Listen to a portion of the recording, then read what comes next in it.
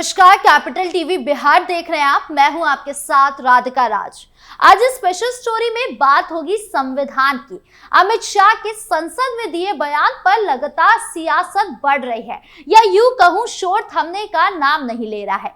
अब अमित शाह का बयान प्रमुख विपक्षी पार्टियों के लिए राजनीतिक मुद्दा बन गया है। सीएम योगी से लेकर राजद पार्टी से एक दूसरे पर वार पलटवार करने से पीछे नहीं हट रहे हैं, और इसी क्रम में बसपा के प्रदर्शन के बाद बिहार में भी प्रदर्शन देखने को मिला है। तो क्या है पूरा मामला, बताएंगे आपको विस्तार से।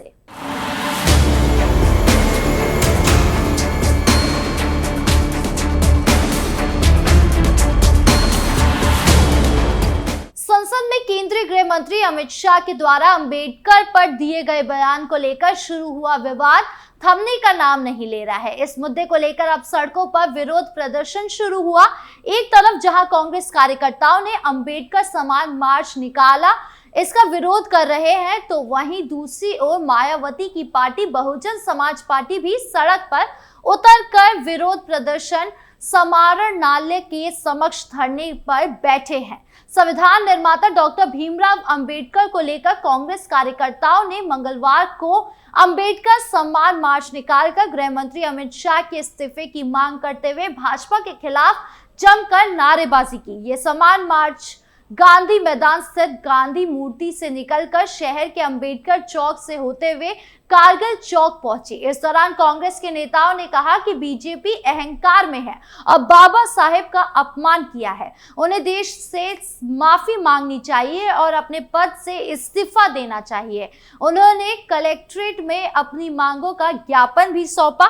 इस बहुजन समाज पार्टी के कार्यकर्ताओं ने गृह मंत्री अमित शाह द्वारा दिए गए बयान खिलाफ धरने पर बैठे हैं। बसपा कार्यकर्ताओं ने अमित शाह के बयान की कड़ी निंदा करते हुए बताया कि सत्ता में चूर अमित शाह और मोदी ने बाबा साहेब अंबेडकर के खिलाफ अमर्यादित शब्द बोला। बहुजन समाज पार्टी इसको बर्दाश्त नहीं करेगी। उन्होंने गृह मंत्री अमित शाह से इस्तीफे की मांग की। साथ ही उन्होंने बताया कि इसके लिए राष्ट्रपति को संबोधित करते हुए डीएम को ज्ञापन सौंपा जाएगा। कांग्रेस भी बीजेपी पर जमकर हमलावर। कांग्रेस जहां गृह मंत्री अमित शाह के खिलाफ देशव्यापी अभियान शुरू कर रही है, वहीं बीजेपी ने भी कहा है कि हम अंबेडकर के अपमान को लेकर कांग्रेस की असलियत लोगों को बताएंगे। कांग्रेस ने अंबेडकर सम्मान सप्ताह मनाकर शाह के खिलाफ अभियान चलाने का ऐलान किया है। देश से माफी कांग्रेस। बीजेपी ने कहा कि कांग्रेस को इस तरह के नाटक में शामिल होने की बजाय बाबा साहेब अंबेडकर को अपमानित करने के लिए देश से माफी मांगनी चाहिए। बीजेपी ने कहा कि कांग्रेस राज्यसभा में शाह के हालिया भाषण के एक छोटे से हिस्से का गलत तरीके से इस्तेमाल कर अपनी राजनीतिक पहचान स्थापित करने की कोशिश कर रही है। आज भाजपा का अंबेडकर सम्मान मार्च।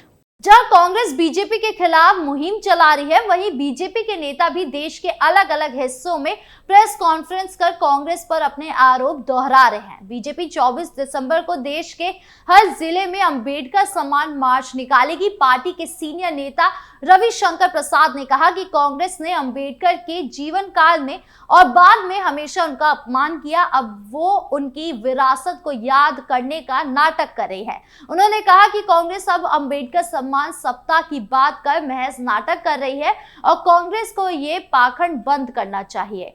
अगले साल दिल्ली विधानसभा चुनाव के लिए भी बीजेपी, कांग्रेस और आम आदमी पार्टी ने अपना प्रचार अभियान तेज कर दिया है। तीनों ही पार्टी अंबेडकर के अपमान को मुद्दा बना रही है। बीजेपी के एक सीनियर नेता ने कहा कि हम दिल्ली के हर गली कूचे में जाकर लोगों को बताएंगे कि कांग्रेस कैसे दलित विरोधी है। वहीं कांग्रेस नेता ने कहा कि बीजेपी के सीनियर नेता ने जिस तरह अंबेडकर का अपमान किया है, उससे बीजेपी की सोच एक बार फिर सबके सामने है। शाह की टिप्पणी ने अंबेडकर का अपमान किया, वेणुगोपाल। इधर कांग्रेस नेता वेणुगोपाल ने आरोप लगाया कि शाह की टिप्पणी ने अंबेडकर का अपमान किया है और संवैधानिक मूल्य को बनाए रखने वालों की गहरी ठेस पहुंचाई है। वेणुगोपाल ने कहा, इसके बावजूद ना तो शाह, ना ही प्रधानमंत्री और ना ही बीजेपी ने खेद व्यक्त किया है। इसके बजाय उन्होंने भड़काऊ तरीके से अपने रुख का बचाव किया और अंबेडकर की छवि को जॉर्ज सोरोस की छवि से बदल दिया, जिससे अंबेडकर का और अधिक अपमान हुआ। उन्होंने बीजेपी पर असहमति जताने वाले विपक्षी नेताओं के खिलाफ मामले दर्ज करने और संसद की कार्यवाही में बाधा डालने का आरोप लगाया। उन्होंने कहा कि शाह की टिप्पणी आरएसएस और बीजेपी की मानसिकता को दर्शाता है, जो संविधान की अतीत की आलोचना को भारतीय नहीं बताती है। कांग्रेस निकालेगी जय भीम जय संविधान रैली। वेणुगोपाल ने सवाल किया, अगर कांग्रेस के किसी सांसद ने ऐसी टिप्पणी की होती तो क्या वो तब भी अपने पद पर बने रहते। उन्होंने मीडिया पर इस मुद्दे को दबाने का आरोप लगाया और इसे सीधे लोगों तक ले जाने की कसम खाई। वेणुगोपाल ने 26 से 27 दिसंबर को कर्नाटक के बेलगावी में महात्मा गांधी के कांग्रेस अध्यक्ष चुने जाने की 100वीं वर्षगांठ मनाने की घोषणा की। उन्होंने कहा कि कार्यक्रमों में 26 दिसंबर को कांग्रेस कार्य समिति की बैठक और 27 दिसंबर को बीजेपी के संविधान विरोधी कार्यों को उजागर करने के लिए जय भीम जय संविधान रैली शामिल है। केशव प्रसाद मौर्य ने गरमाई सियासत।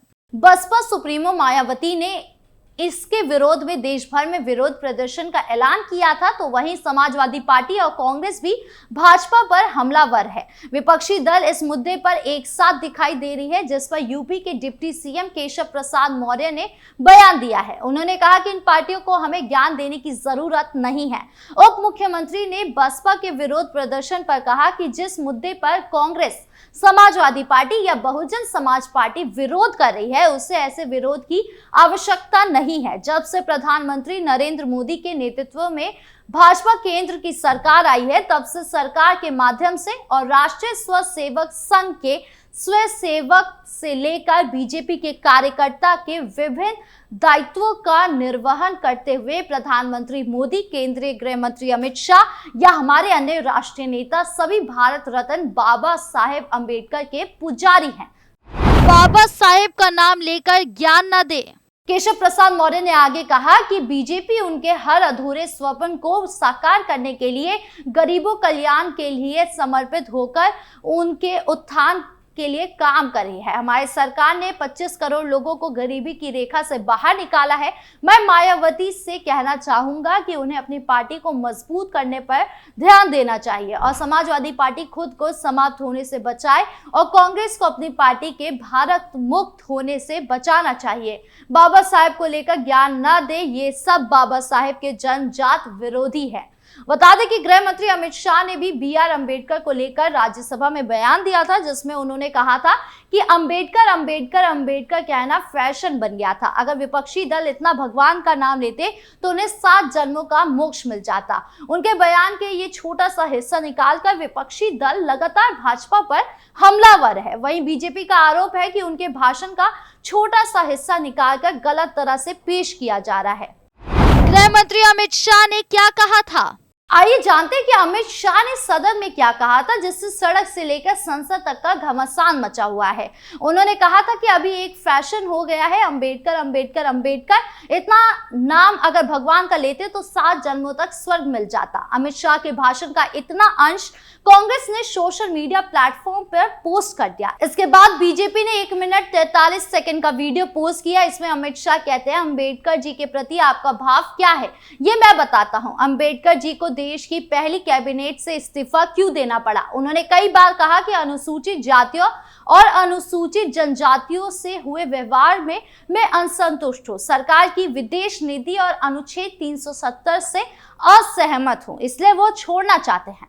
अमित शाह की छोटे से वीडियो ने सियासत में तहलका मचा रखा है, जिस पर भाजपा का आरोप है कि कांग्रेस वीडियो को तोड़ मरोड़ रही है। हालांकि वीडियो को तोड़ मरोड़ कर दिखाने वाली राजनीति आज से नहीं हो रही, कई सालों से देखते आ रहे हैं। ये कोई नई बात नहीं है। अब आपको क्या लगता है, अमित शाह का वीडियो तोड़ा मरोड़ा गया है या नहीं? कमेंट बॉक्स में जरूर बताएं। वीडियो अच्छी लगी हो तो लाइक शेयर करें और चैनल को सब्सक्राइब करना ना भूलें। नमस्कार।